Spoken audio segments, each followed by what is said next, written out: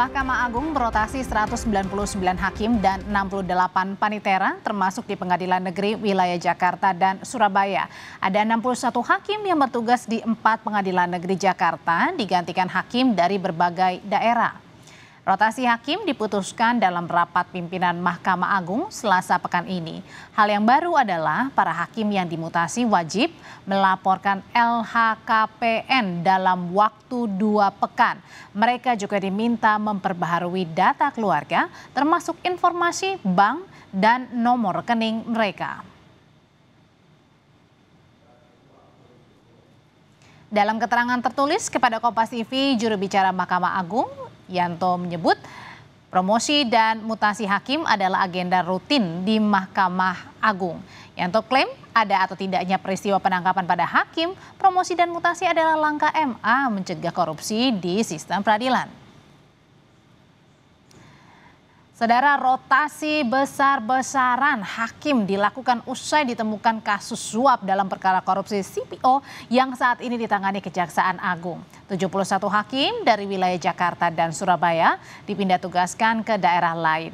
Di Pengadilan Negeri Jakarta Pusat misalnya, dari 35 hakim total, ada sebanyak 11 hakim yang dipindahkan ke pengadilan-pengadilan lain di daerah. Sementara 11 hakim dari total 28 hakim di Pengadilan Negeri Jakarta Barat juga ikut terkena rotasi. Begitu pula dengan 13 hakim dari 30 hakim PN Jakarta Selatan, 14 hakim dari total 30 hakim Pengadilan Negeri Jakarta Timur, dan 12 hakim dari 24 hakim di PN Jakarta Utara.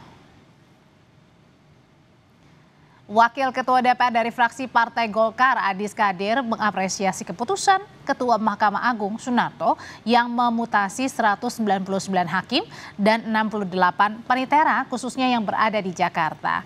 Adis menyebut perombakan dapat menjadi pembelajaran bagi para hakim yang mempunyai niatan transaksional dalam memutus perkara. Mahkamah Agung merotasi 199 hakim dan 68 panitera. Pertanyaannya, apakah ini merupakan bentuk bersih-bersih di pengadilan? Kami akan bahas bersama mantan Hakim Agung, Gayus Lumbun. Selamat malam, Pak Gayus.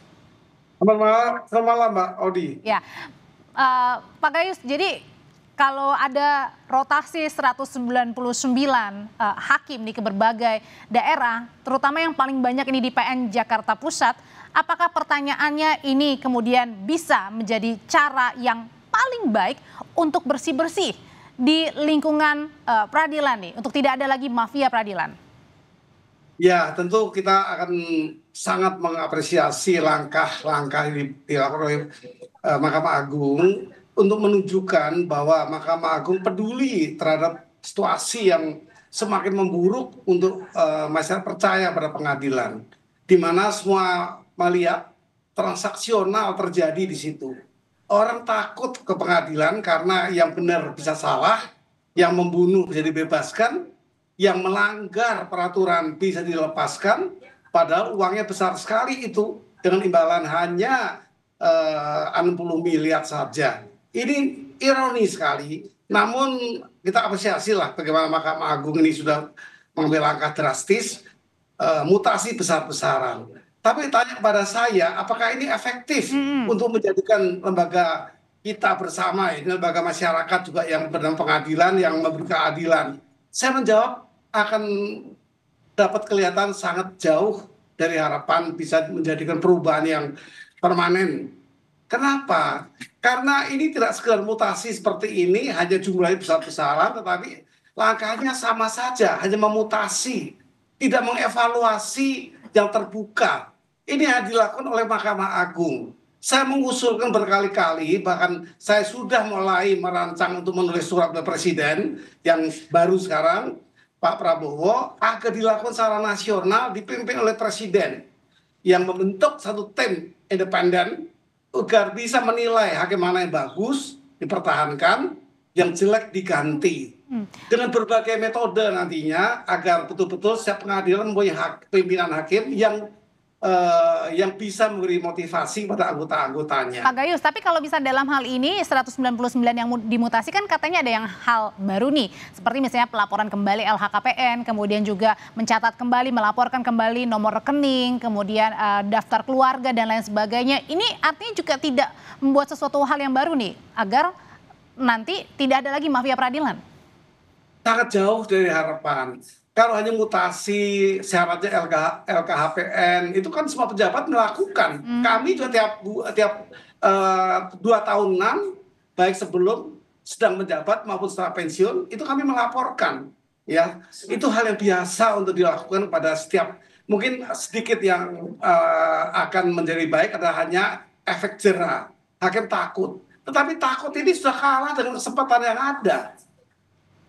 Kalau korupsi itu by need, kemudian by chance, dan kemudian greedy, itu memang tiga konsep yang ada di teori korupsi. Karena artinya berkaca kepada yang terakhir saja, Pak Gayus, pada kasus yang ekspor CPO ini bukan hanya melibatkan satu orang ya, tetapi banyak orang di dalam ya. Ini melibatkan banyak unsur, termasuk adanya panitera ikut, advokat ikut. Jadi artinya memang kita mulai penentunya hakim. Maka kita mulai mengevaluasi hakimnya dulu. Saya tawarkan beberapa teori untuk mengevaluasi hanya pimpinan-pimpinan pengadilan seluruh Indonesia. Ketua dan wakil ketua. Dia bertanggung jawab untuk melakukan penindakan dan melalui pengawasan. Kalau anggotanya ada yang kurang benar, bisa dengan berbagai cara. Ini yang penting jika kita menemukan bibit-bibit yang bersih. Ini sekarang mengisi air bersih ke air kotor. Sama juga. Apakah jamin hakim yang dimutasi itu lalu berubah? Kita memilih tidak yang berubah saja, yang baik. Untuk diisikan ke lembaga kita ini, yang jelek diganti. Itu konsep yang bagi saya mutlak untuk dilakukan karena kita akan mendapat wajah baru. 100% baru, yang baik ditambah dengan yang baik. Begitu. Nah, tapi kalau gitu Pak Gayus, pertanyaan selanjutnya, apakah menurut Pak Gayus juga lama atau tidaknya suatu hakim yang berada di suatu pengadilan ini juga berpengaruh terhadap integritas mereka nih? Makanya akhirnya di rolling mungkin dalam waktu yang lebih cepat dari biasanya. Ya rolling hanya pindah tempat saja. Kalau jiwanya memang greedy, serakah, dia bertugas dimanapun tetap serakah. Jiwa ini harus dipilih. Mana yang greedy, mana yang tidak serakah. Itu tujuannya. Jika kalau begini kan cuma ini turn of duty yang biasa, ya, melakukan bagaimana memindahkan saja. Ini bukan solusi bagi saya, walaupun ini upaya baik, tujuan baik, dan langkah-langkah yang menunjukkan bahwa MA peduli. Cuma itu kalau di pandangan saya. Yang perlu harus dilakukan betul-betul di saat seperti ini. Karena ini berulang terus di banyak pengadilan. Tidak hanya di Surabaya, Jakarta. Di kelas B pun terjadi juga. Jadi ini harus secara utuh dilakukan evaluasi yang bagus, tetap dipertahankan. Itu langkah yang baik. Dan ini saya minta agar dipilih oleh Presiden, karena ini kan internal.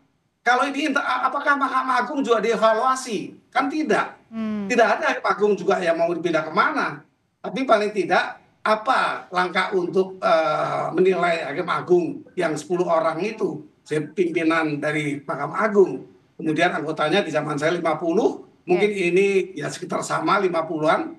Jadi inilah yang kira-kira perlu kita perhatikan. Ini kita apresiasi, tapi saya tidak memandang ini solusi.